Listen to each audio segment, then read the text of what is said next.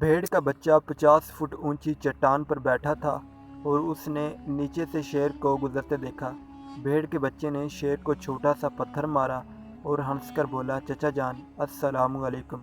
شیر نے غصے سے بھیڑ کے بچے کی طرف دیکھا، پھر چٹان کی طرف دیکھا اور اس کے بعد بولا، بھتیجے، یہ تم نہیں بول رہے، یہ 50 فٹ اونچی دیوار بول رہی ہے۔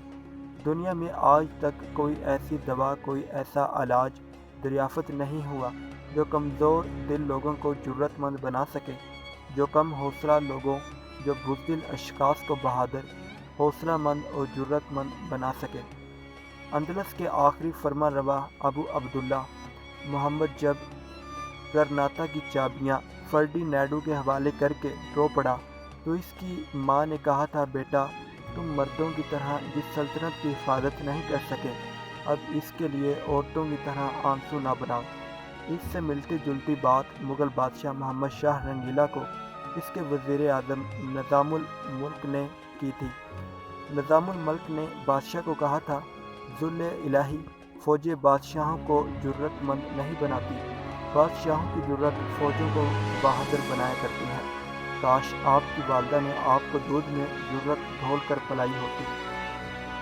جرأت اللہ کا وہ عظیم تحفہ ہے جو ادھار ملتا ہے، خریدا جا سکتا ہے اور نہ ہی کسی سے چھینا جا سکتا ہے۔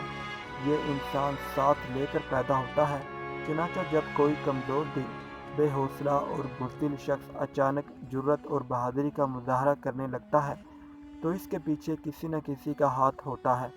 کسی بزدل شخص کی بہادری بھیڑ کے اس بچے کے سلام سے ملتی جلتی ہے جو 50 فٹ اونچی چٹان پر بیٹھا تھا۔